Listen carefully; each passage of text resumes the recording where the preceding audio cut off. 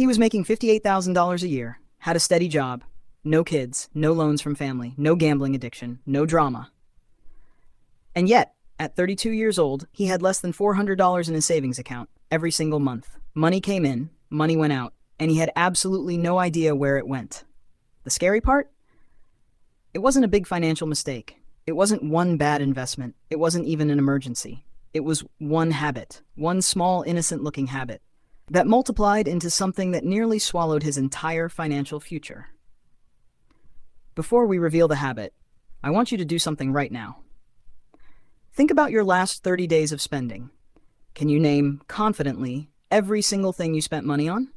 Most people can't. And that's not because they're irresponsible.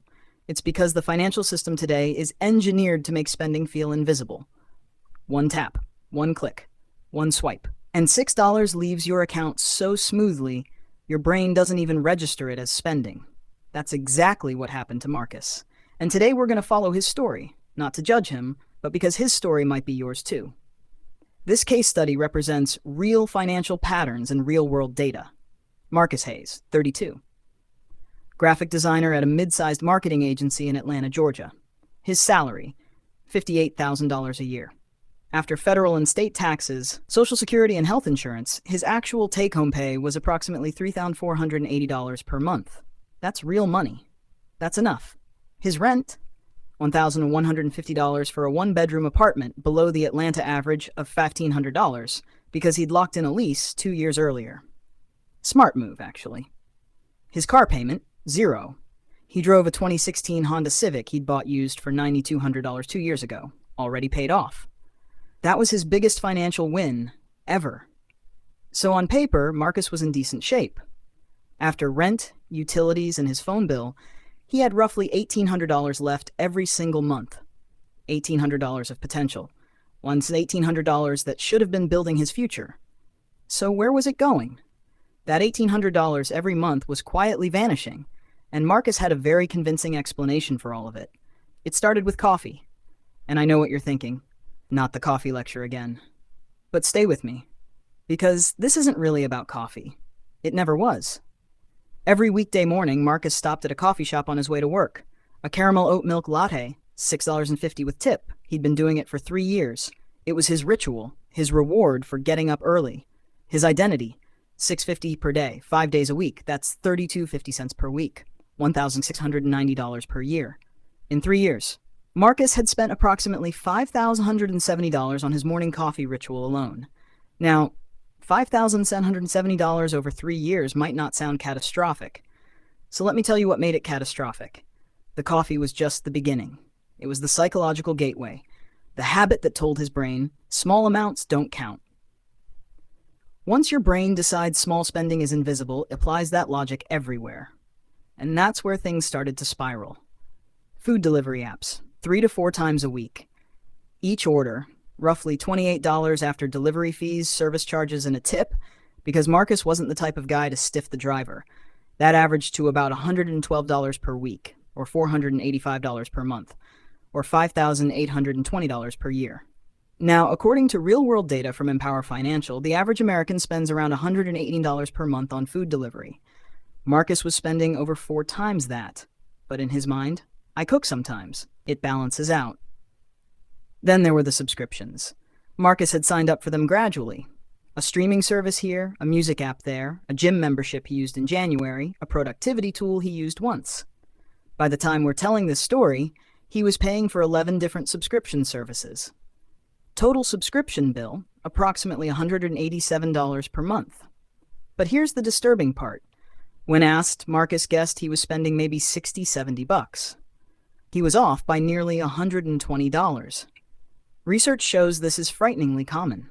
According to a 2025 CNET survey, the average American spends about $17 per month on subscriptions they don't even use, and 42% of consumers have forgotten about at least one subscription they're actively paying for. And then, the invisible tax, the one no one talks about. The convenience premium. ATM fees when he forgot to find a free ATM. The $3.99 expedited shipping because he forgot to order in time. The airport bottle of water. The vending machine at midnight. The processing fee. The gas station markup. Small things, everywhere, every week. Estimated conservatively, this convenience premium was costing Marcus between $60 and $80 per month. Let's add it all up. Coffee, $130 per month. Food delivery, $485 per month. Subscriptions, $187 per month. Convenience premiums, $70 per month. And occasional impulse purchases, things on sale, a gadget he didn't need, an outfit because it was marked down, another $100 per month. Total silent drain on Marcus's finances, approximately $972 per month, almost $1,000, every single month.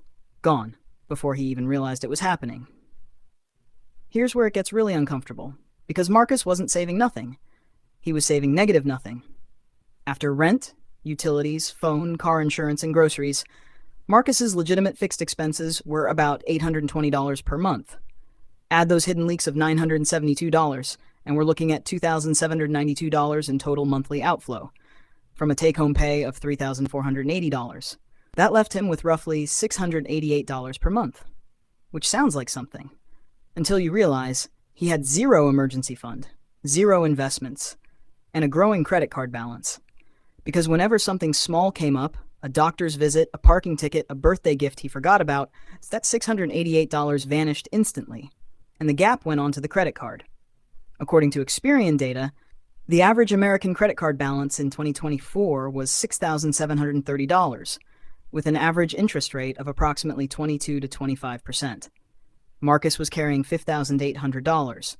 At 22% APR, if Marcus paid only the minimum payment on that $5,800 balance, which most people do, it would take him approximately 24 years to pay it off, and he'd pay roughly $8,200 in interest alone, on debt that was mostly coffee and DoorDash. Let that sink in. 24 years of minimum payments for lattes and late-night noodles. But the real cost, the one that will haunt you, isn't the debt. It's the opportunity cost. What he could have had instead. If Marcus had invested just $400 of those leaked dollars per month, starting at age 27, at an estimated average market return of 7%, a realistic, conservative figure based on long-term S&P 500 historical averages, by age 57, he'd have approximately $486,000. Estimated, not guaranteed, but real. At 32, 5 years into his career, Marcus had $387 in savings, and he couldn't explain where the rest went. The turning point happened on a random Tuesday in February. Marcus was waiting for a delivery that was, ironically, 40 minutes late when he got a bank notification. His account was at $94. Payday was 8 days away. He had $94. Rent was paid. But there was still a week of life to live. That night, for the first time in 3 years, Marcus sat down and actually looked at his bank statements. All 12 months. Line by line. What he found wasn't a surprise, but seeing it written down, with actual numbers, hit differently. In the last 12 months alone, Marcus had spent an estimated $560 on coffee shop purchases, an estimated $5,820 on food delivery, an estimated $2,244 on subscriptions, and roughly $840 in small, invisible convenience fees. Total, approximately $10,464 in 1 year, on things he couldn't name, couldn't remember, and couldn't hold in his hands. And here's the question that broke him. What do I have to show for it? Not a vacation, not an investment, not a skill, not an asset, just the memory of a lot of good coffee. Here's the thing about Marcus. He wasn't a financial genius after that Tuesday night. He didn't read 100 books. He didn't hire a financial advisor. He did something much simpler and much more powerful. He made one decision. He would stop spending money he couldn't see. Step 1. He audited every subscription. Every single one of his 11, he canceled 6. Kept Netflix, Spotify, and his cloud storage. Savings, approximately $112 per month. Step 2. He set a food delivery budget. 2 orders per week maximum, capped at $25 each, down from roughly $485 per month to about $200 per month, a $285 monthly saving. Step 3. He started making coffee at home 4 out of 5 days. He kept the Friday shop coffee, his weekly reward. But instead of $6 to $50 daily, he was now spending about $40 per month total, down from $130, a $90 monthly saving. Step 4. He set a $50 impulse fund per month. If he wanted to buy something unplanned, it had to come from that $50. Not the credit card, not the main account. That fund only. Total monthly savings from these 4 steps, approximately $487 per month, almost exactly the amount he had been silently leaking every single month. He didn't change his salary. He didn't get a promotion. He didn't start a side hustle. He just stopped the bleeding. In month 1, he ended with $412 extra. He put $300 into a high-yield savings account and used $112 to make a double minimum payment on the credit card. In month 6, his emergency fund had reached $1,800. His credit card balance had dropped from $5,800 to $14,920. Small numbers, but real movement, real momentum. By month 18, his credit card was cleared, completely. For the first time in 3 years, he had no credit card balance, and his savings account had $4,200. Month 24, he opened his first investment account, started with $200 per month into a simple index fund. He wasn't rich, he wasn't early retired, but he was, for the first time in his adult life, moving forward. So what are the actual practical lessons from Marcus's story? Let's be direct.